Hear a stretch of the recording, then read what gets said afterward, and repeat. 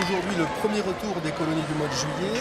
Nous aurons un deuxième retour demain. Aujourd'hui, principalement des retours européens, donc des adolescents entre 14 et 17 ans, qui sont allés dans la plupart des pays d'Europe, une vingtaine, avec des destinations majoritaires du côté de la Grèce, de l'Italie, de la Sicile, beaucoup de Norvège aussi, d'Islande, Finlande, jusqu'aux Açores. Donc des destinations extrêmement diversifiées, extrêmement riches. Et sur des séjours qui aujourd'hui sont encore 2-3 semaines, et nous sommes un des derniers organisateurs à tenir destination sur des durées aussi longues. Tout s'est aujourd'hui très bien passé, les retours se déroulent tout à fait normalement, avec nos 3 vecteurs de transport classiques, que ce soit le bus, le train ou l'avion.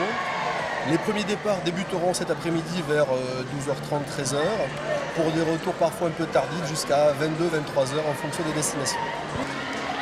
Le principe des PAF est un principe extrêmement simple mais extrêmement compliqué à gérer pour nous. Tout enfant venant de n'importe quelle ville de France peut demander à aller n'importe où dans la colonie sans choix. Ce qui nous oblige à d'une part les rassembler ici à Villepinte dans un cadre relativement sécurisé et stable pour les faire partir tous ensemble vers une destination et à l'envers au retour, chose un peu plus complexe d'ailleurs, les récupérer pour les renvoyer tous dans leur délégation. Étant entendu qu'effectivement il peut y avoir des désagréments pour les premiers arrivés par rapport aux derniers départs. Exemple, ce matin, nos petits Islandais sont arrivés à 8h et les derniers arrivés partiront vers 17h. Cet été, nous aurons aux alentours de 7500 enfants, dont un très grand nombre en juillet. Alors historiquement, juillet fait à peu près le double du mois d'août. Donc nous avons en gros 5700, 5800 enfants juillet. Cette journée aujourd'hui fait 2700, 2800, ce qui est relativement important. On est un des plus gros organisateurs à structurer des plateformes de ce chiffre-là.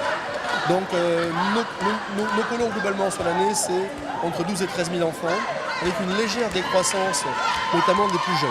Et nous avons mis en place un dispositif aujourd'hui pour reconquérir ces petits colons qui demain seront des grands colons. Pour 2016, notre stratégie consiste à reconquérir les petits colons sur 3 thématiques extrêmement simples. D'abord, raccourcir la durée des séjours. Les parents, pour les primo-colons, ont de plus en plus de mal à laisser leurs enfants longtemps. Donc nous aurons des séjours de 2 fois 9 jours. Nous allons aussi, pour les plus jeunes, 4-11 ans, la tranche, régionaliser nos structures et nos séjours.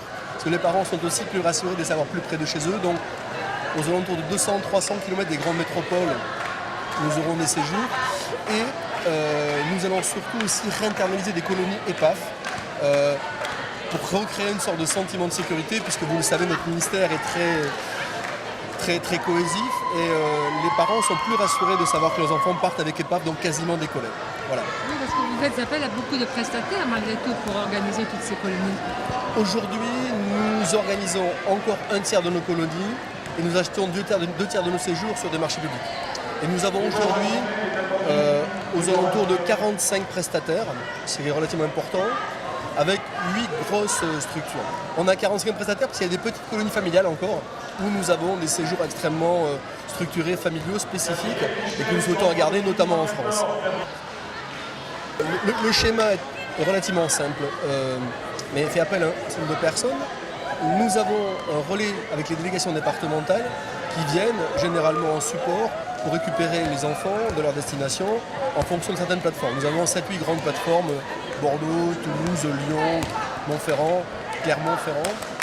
Et nous avons, en plus de nos personnels sur place, aux alentours d'une trentaine de personnels complémentaires. Nous sommes aux alentours, sur une journée comme celle-ci, aux alentours de 50 personnes, avec les délégations en plus. Alors EPAF est très fier de ce dispositif que nous appelons Vacances Ensemble et qui permet dans une logique d'intégration de prendre en charge des enfants porteurs de handicap. Alors le handicap est une chose à la fois dramatique mais complexe parce qu'il n'est pas structuré, il n'est pas décrit. Donc tout peut être handicap. Donc nous allons jusqu'à une intégration non médicalisée, parfois en extrême limite mais non médicalisée, dans la mesure où nous souhaitons avoir une logique d'intégration de ces enfants porteurs de handicap dans une colonie ouverte. Ils disposent chacun d'un accompagnateur spécialisé et nous avons sur nos marchés et nos colonies prévu des structures d'accueil spécifiques pour que ces enfants soient le mieux possible. Tous les animateurs sont titulaires du diplôme qu'on appelle le BAFA et les directeurs du diplôme qu'on appelle le BAFD, donc l'aptitude de la fonction d'animateur ou de directeur. Et nous avons aussi une volonté pédagogique et nous embauchons des animateurs stagiaires mais qui font vraiment un stage, qui sont juste là un appui d'apprentissage de leur métier, parce que nous souhaitons renouveler nos populations d'animateurs, et nous avons un grand succès auprès des colons EPAF, qui à leur dernière colonie sont très tristes de nous quitter, et à qui nous expliquons qu'ils peuvent très très bien continuer leur périple en devenant animateurs. Donc tous nos animateurs sont diplômés, sont généralement sélectionnés de manière assez fine, et tous nos directeurs bien entendu sont diplômés, et nous veillons de manière importante d'une part à leur qualité pédagogique, mais aussi au taux d'encadrement.